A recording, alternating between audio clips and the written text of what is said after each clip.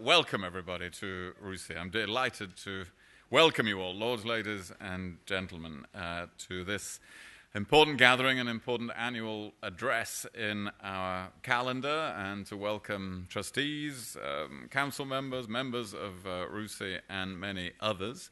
I just want to set out the plan for the next hour.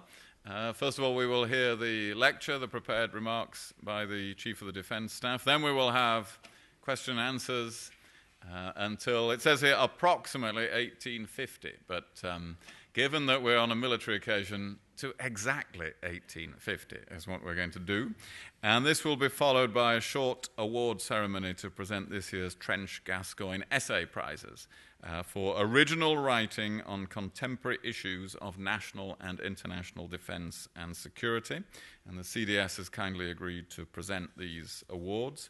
And then we will reconvene upstairs in the library for the Christmas drinks reception. If there is an emergency of any kind in the next hour, RUSI staff will direct you to the exits. And it looks like Jonathan is practicing this process already. So I'm sure we can seat the ambassador somewhere near the front. Coming up to Christmas and the New Year, we all pay tribute to our armed forces, particularly the 5,000 servicemen and women of our armed forces currently on operations in 26 countries around the world. We're particularly grateful to Air Chief Marshal Peach for this opportunity to listen to him for the first time in his new role. I think you've all seen and will know his detailed biography. He was commissioned into the Royal Air Force in 1977. He flew Canberras in the photographic reconnaissance role. He did 3 successive tours on Tornado GR1s in the UK and Germany. Those of us in government circles know him much more in recent years for his recent appointments. Chief of Defence Intelligence and Deputy Chairman of the Joint Intelligence Committee. He served as Chief of Joint Operations at PJHQ. He became the first commander of UK Joint Forces Command, and he was appointed Vice Chief of the Defence Staff in May 2013 before assuming his current appointment as Chief of the Defence Staff in July 2016. So this is a man, as you would expect, in this role of very considerable military experience and wide experience of intelligence, government, and command. And as is usual in these gatherings, his remarks will be on the record, while the remarks made during the discussion and questions will be off the record and not for attribution. So please remember that distinction. May I remind everybody to turn off or onto silent their mobile telephones. So, Excellencies, my lords, ladies, and gentlemen, Air Chief Marshal Sir Stuart Peach.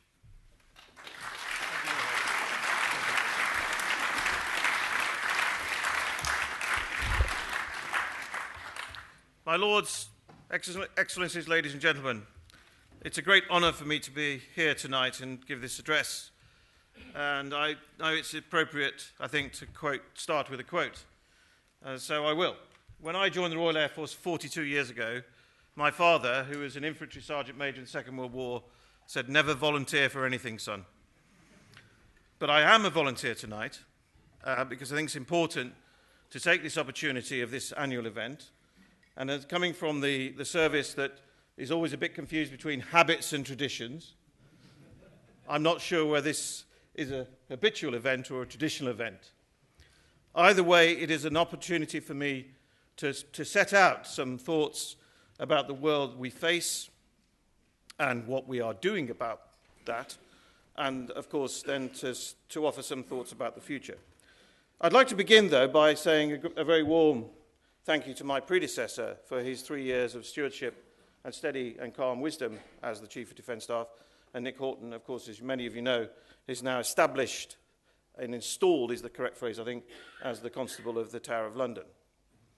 And in this year of all years, I'll be delighted to please the audience, Lord Hague, by not talking about the political year we've had, Simply to say, my central thesis tonight, to get it up front, is that now more than ever, military relations as part of international affairs between countries really matter, because we can continue military relations under political turbulence. And it's striking, actually, that the building across the street, the old War Office, was first used when it was a brand new building for conversations with the French. We couldn't call them staff talks, because that would have been far too dangerous. And we both had plans to invade each other at the time. In fact, I think when those conversations took place, they were building forts on the south coast for precisely that eventuality. Now one of our closest allies. And in this year of commemoration, once again, and I think for me, the moment of commemoration for 2016 was the privilege of going to Scapa Flow with the German Navy and the Royal Navy in tribute to many of our fallen, lost sailors in that battle 100 years ago. The most striking thing of which was the spirit of reconciliation between Germany and United Kingdom in an absolutely wonderful service in the cathedral in Kirkwall, and then a tribute on the sea between two destroyers, one from the Royal Navy and one from the German Navy. Of course, there are other anniversaries this year, and I must mention the Somme, and of course everyone is touched by that long campaign, let alone the battle, to some extent, both in family terms and in international terms. Next year, we not only mark the Battle of Passchendaele, but also think about Canada, as well as the US entry into the war. And then, of course, in 1918, I am also proud to say I'm the chairman of the Imperial War Museum, and in 1918, of course, we marked the end of the First World War. The reason I mention that is, of course, this has touched something in all of our societies, not just in Britain.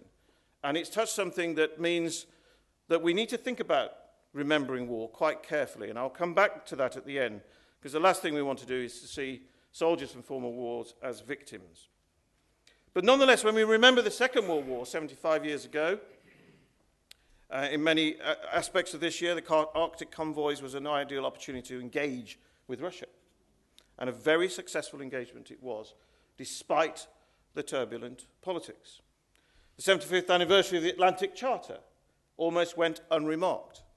Actually, it laid the foundations for the United Nations, which is still the bedrock of international peace and security. And of course, in 1945, the era of total war closed with the idea that we needed a new consensus-based approach to managing peace and security. And that is now challenged. And I do think we need to be really worried about that, as well as expect diplomacy and political leadership to resolve some of the challenges to it. Many years in this either habitual or traditional address, the word of we don't have enough strategy. The question is we don't have a strategic approach, and I'm sure many of you who know me will be dying to ask me a question about that. Well, I simply say we do have a strategy. It's called the National Security Strategy, and it's really pretty good. And we've had a look at it as a result of the turbulence of this year, and we're not going to change it. It paints a picture of a changed, not changing world. And that's important. It also paints a picture of the rules-based international order. And the United Kingdom remains an avid, eager member of many of those international organizations created in 1945. And of course, they're all important, and they all do slightly different things. And I'll come back to our increased role in support of the United Nations through the Security Council, and our role in support of NATO as a leading member of the alliance, and our continuing role whilst we're in the European Union to support European Union missions. Our role in support of the Organisation Security and Cooperation in Europe, hardly a mention in this hall over the last few years. Pretty important to understand what's going on in Ukraine. And, last but not least, no military role in support of the British Commonwealth, other than providing force protection for the heads of government meeting, but my word, a useful organisation as the definition of security becomes ever more elastic. So it's not just the consensus that's changed and has been challenged, it's also now, I would argue, we're in a strategic state-on-state era of competition. And I do not see that diminishing or ending soon. And I think that requires us to accept that thought, however we define it, and then wonder and worry about our response. For example, I am the first to say, as a military leader, I am very happy to talk to Russia. But that does not mean it's business as usual in our relationship between the United Kingdom and Russia. And I did go to Russia a year ago this week to talk about deconfliction on operations. Of course, meanwhile, in the Russian phase of the word competition, there are many ways in which that is expressed. Russian communications through Russia Today and many other media forms are very before us in many parts of the world. And many people have alleged political subversion, propaganda rather than information, and there's no doubt, it's not a secret, that Russia is using cyber as a part of her state power. This is in direct competition with our approach to sustain the rules-based order. Elsewhere in the world, and particularly in the Asia-Pacific region, there are a series of state-on-state confrontations. None of them represent a crossing of the boundary between peace and war, but they're all slightly of concern, not least a challenge to the freedom of navigation. The freedom of navigation, and I imagine I'm not the first person in this hall to say this, is a pretty important concept for international trade and international safety, both on the seas and in the air.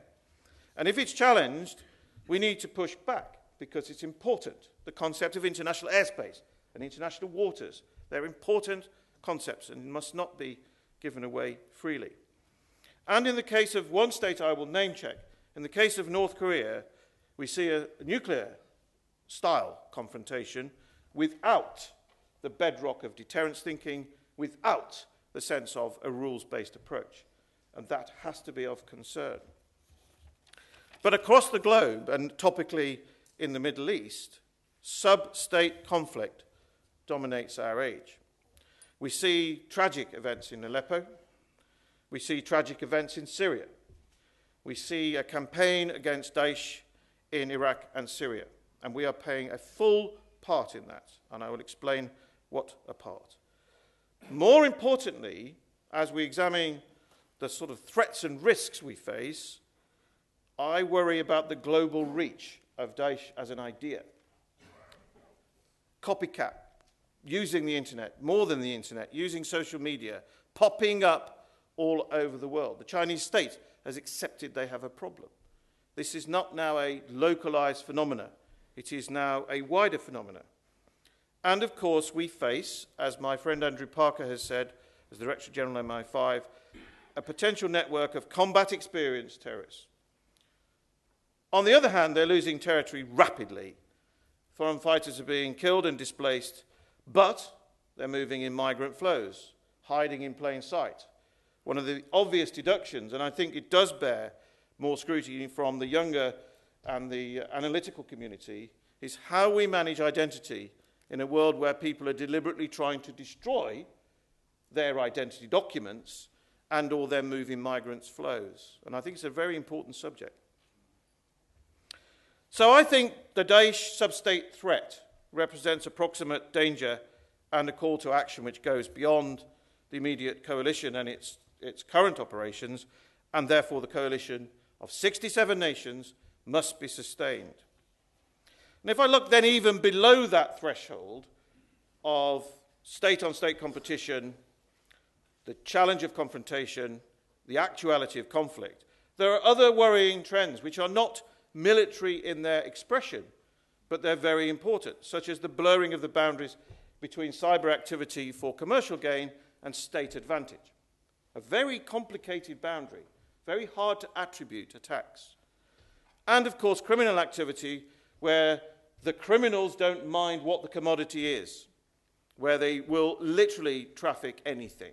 And there are many parts of the world where that is happening, adding to conflict.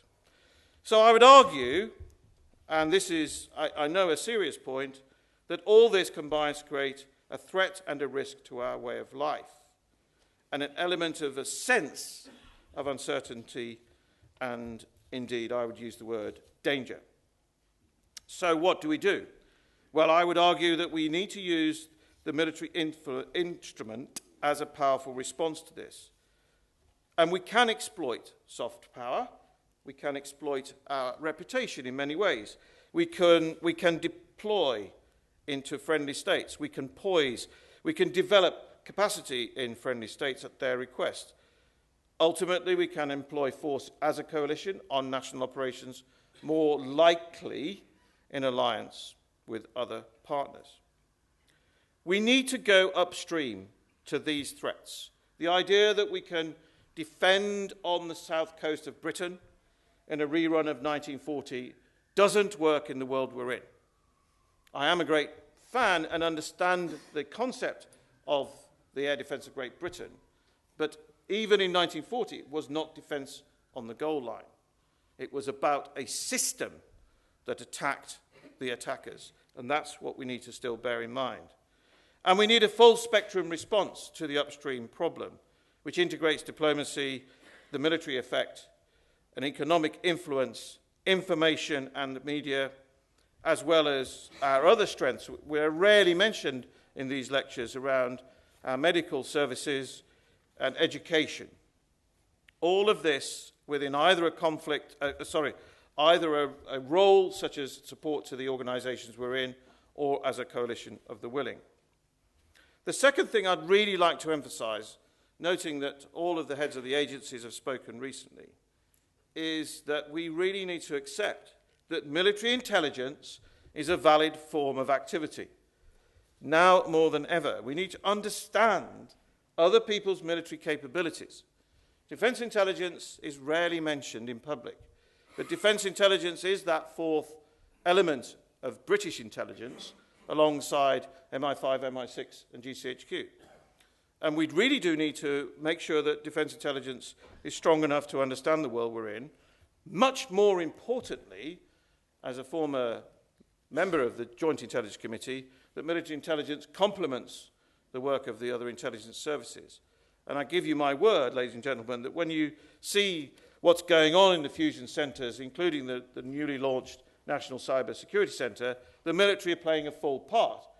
Sometimes not in uniform for obvious reasons, but we are fully integrated into the national intelligence effort. The other factor, though, that is changing rapidly, as we're seeing in Syria, as a result of that tragic civil war, is how the politics based on poverties and perceptions are playing out and challenging the traditional view of states and their elites, using the internet and social media to cut horizontally when actually the organisations are often organised vertically. This is both a strain and potentially an opportunity to understand what's going on. I would also argue, and I discussed this briefly with Lord Craig before we came down here, that I worry as an experienced military man about the lack of respect for international symbols of peace. The Red Cross and the Red Crescent were not attacked in World War I or World War II. They are routinely attacked now. It is striking in the tactical phase of the battle for Aleppo how much emphasis of targeting has gone on to medical facilities by design and not by accident, thereby denying both the belligerents and the subject population who may be trapped access to medical care. And I think that's a really important subject which, again, needs more thinking. 40 years ago, I was taught not just not to volunteer, but also to respect boundaries, both in hierarchies and between elements of our own services. I would argue now many of the boundaries that we do respect carefully and properly are very blurred. If you summarise what I've just been saying about the threats and risk, I think you can see that the boundary between what constitutes military activity, intelligence activity, and security activity, including law enforcement, is now quite blurred. And we need to be prepared that our structures support that in terms of a response and not just create a boundary that other people who are opposed to us can exploit. And we, in this country, integrate our effort. We integrate our effort in support of all of the agencies, the police and the civil authorities, to provide security for the nation. It's an integrated effort, as we saw, I think, very well described during the Olympics. So if that's the scary part, what can we do about it? The first thing I'd like to call for this evening is a stronger debate for the recognition of what the UK Armed Forces does across this spectrum of conflict in response to this dangerous and uncertain world. We have, for the 48th year, continuous at-sea deterrence and a government commitment to renew that. That is our primary task and requires effort. We also have the standing task of providing maritime security for our island nation, a very important task and effort. And, of course, the air defence of Great Britain was not just an issue in 1940, it's an issue today with the quick reaction alert held by the Typhoon fighter jet for keeping us safe.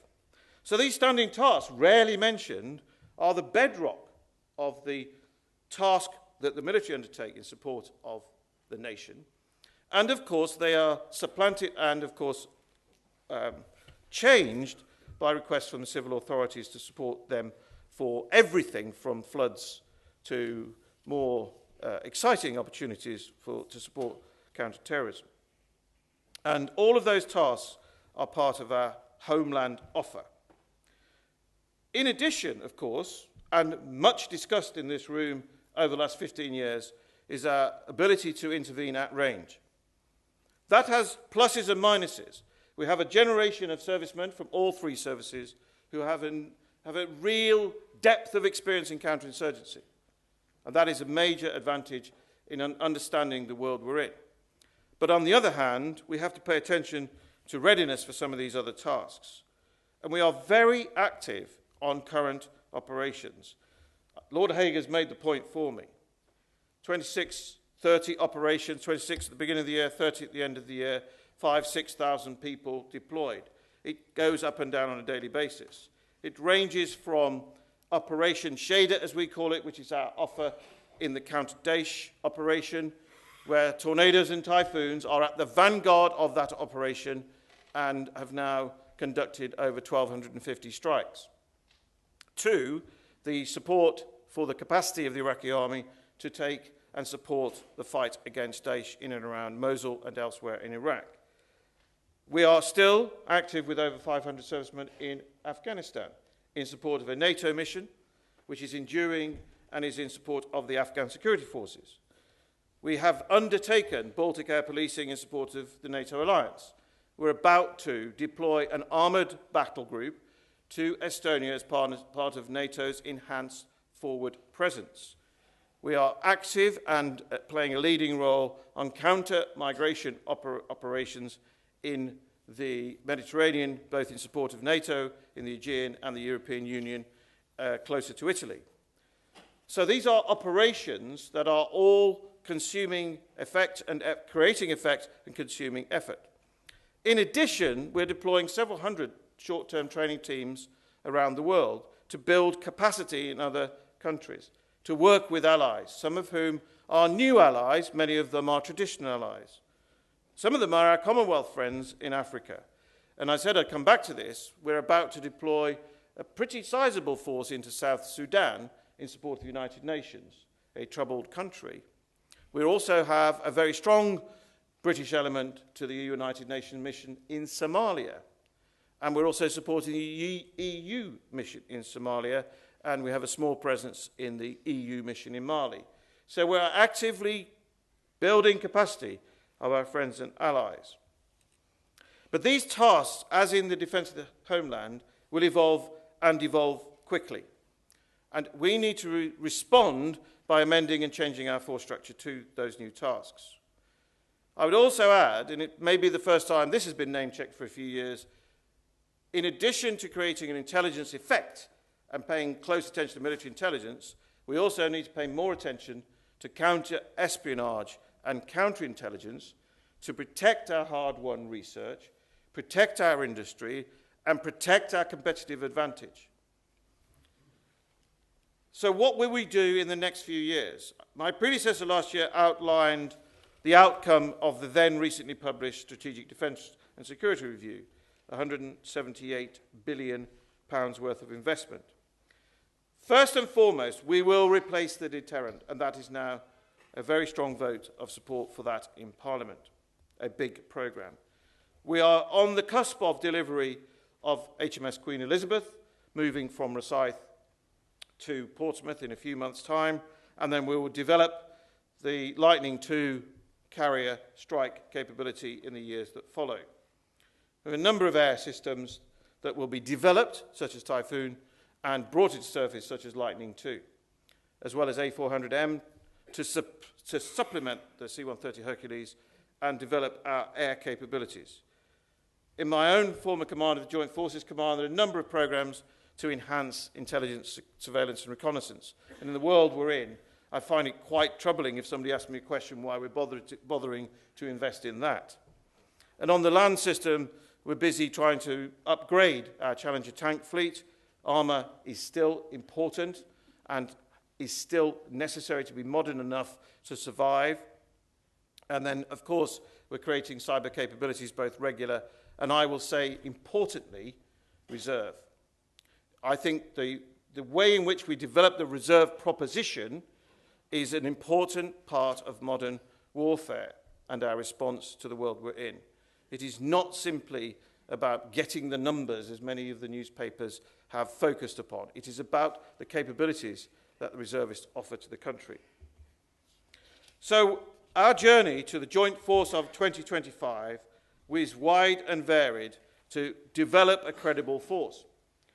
Within that force, though, I am the first to say, as the Chief of Defence Staff, we need to make sure the offer to the young people born in the 1990s is credible as well. Terms and conditions of service that are modern and reflect the needs of society. We're looking at flexible engagement, which means part-time working. We're looking at the blend between regular, part-time and reserve, which reflects the society's desires, and those born in the 90s is what they want. And we need to reflect that and amend our processes accordingly. The groups of international organisations we belong to will also evolve.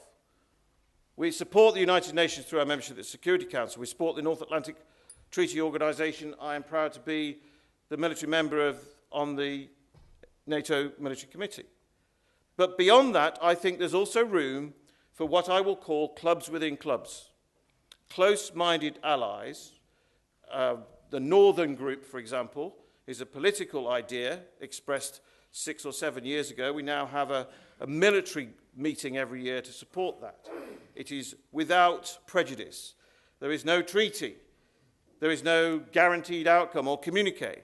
But my word, it's a very useful conversation between 12 nations. We have the Joint Expeditionary Force, which is based on agreement signed in Lancaster House a year ago with our friends in Norway, in Denmark, in Latvia, Lithuania, Estonia, and the Netherlands. A club within a club. Like-minded nations with a headquarters based at Northwood, and ideas, including the sharing of information intelligence, understanding the world, and looking at ways we might respond either within the NATO alliance or in response to a humanitarian crisis. I think this is a significant shift of how we respond. Another significant shift to how we operate, which I believe in many years in this conversation has been under-recognised, is command and control as a capability. We offer command and control, whether it's to organise against floods or other events the government wishes us to respond to, or whether it's our command and control in support of alliance operations. It's a very important part of our offer to those organisations, and in aggregate, ladies and gentlemen, I think it represents a strategic win for the United Kingdom. We're good at this, and we should not be frightened of saying so. So overall, my proposition in response to the world we're in is we need to be more international in outlook, international by design, and make that the way we operate. In order to deliver that and make a difference, we also need to be more innovative. And I've been in this hall before to say this. It is not just about supporting the major defence industry players, the major defence industry companies. This is about recreating that spirit of innovation that we managed to achieve in the Second World War, where all sorts of good, bad and mad ideas found their way into service. And some of them didn't work. And it's okay to experiment and fail. And I say that as Chief of Defence Staff. Because if our experimentation program is so hidebound by checks and balances, it's hardly an innovative program. And so my clarion call, which I know that Minister of Defence Procurement would also make, is we have the right enablers now for small and medium enterprise companies or even individuals to come into the defence tent and offer ideas of how we can respond to the world we're in. And we need to really grip this with our friends where appropriate, but more importantly nationally, we need to get hold of young people with good ideas and bring them into defence thinking. We also need to pay attention to our concepts and doctrine. Again, we have a world-class defence concept and doctrine centre in this country, and it's responsible for a large chunk of NATO doctrine. Well, that buys us influence. And last but not least, the whole force approach I've touched on already is, I think, a huge opportunity to bring together regulars, part-timers, reserves, contractors, and sponsored reserves into that whole force approach and be more agile as we go forward. The last time I spoke in this room, Lord Hague, it was about Trenchard as a social reformer. And all the journalists left when I said that, because they expected me to do that normal thing. I'm here to talk about Lord Trenchard, now I'm going to talk about what's in my intro. Well, actually, defence is a major educator. 19,000 apprentices a year, the largest group of apprentices in the UK. We get no recognition or credit for that.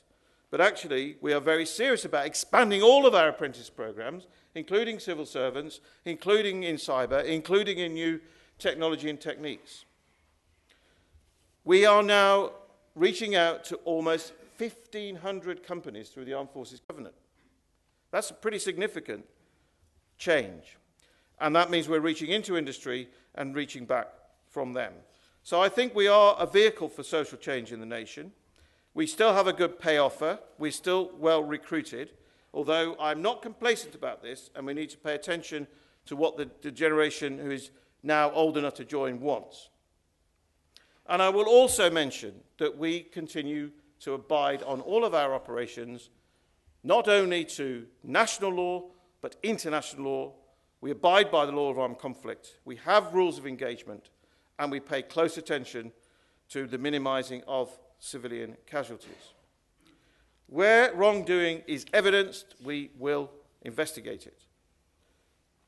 Where legal process is offered, we will support our people through the chain of command. Last but not least, I know there are people here tonight from the service charity sector. I think we need to be very clear about a couple of things here. And my predecessor hinted at this last year, that we're not all heroes, certainly me included, but we're certainly not victims. And we need to be really careful as a society that we don't start to see the armed forces as victims to be pitied. We're certainly not that. And I do think there's an issue about the complexity of the service charity landscape, and we need to be able to understand who is who, and where our role to support service charities, which is very serious, and many servicemen and women are keen volunteers. But it needs to be clear to the public what they're giving for. And it's certainly not just for us to be seeking some charitable status. So in summary, I think, ladies and gentlemen, I hope I've made the case that there are many risks and threats coming at us. I underscore that deterrence is vital work, and it must be at the top of our priorities. Our vigilance on state risk perhaps needs to evolve, and there's maybe a role for RUSI and other think tanks there. But above all, we need to be successful, and we are successful, on countering terrorism. And we need to think carefully about these new partnerships and the new capacities they bring. We need to seek and sustain support from our nation. And of course, in closing, I ask you to remember, as Lord Hague has already done, the thousands of servicemen who are committed to operations, as well as those who have just come back from operations in Home for Christmas, but then those who are about to deploy again. And in some cases, again and again. And there is something about the length now of operations since 9/11 that we also need to be thinking about. I know I'm almost certainly like to get a question on Chilcot. For those who know me in the room who say I do not challenge then I think my friends in the room would agree that I do challenge. More importantly, to be serious, I give you my word that we are taking the Chilcot report very seriously. We have an away day with the Chiefs of Staff to consider it as the first event of 2017. But again, Lord Hague, thank you for the opportunity. I look forward to your questions, and thank you very much for your support for the Armed Forces.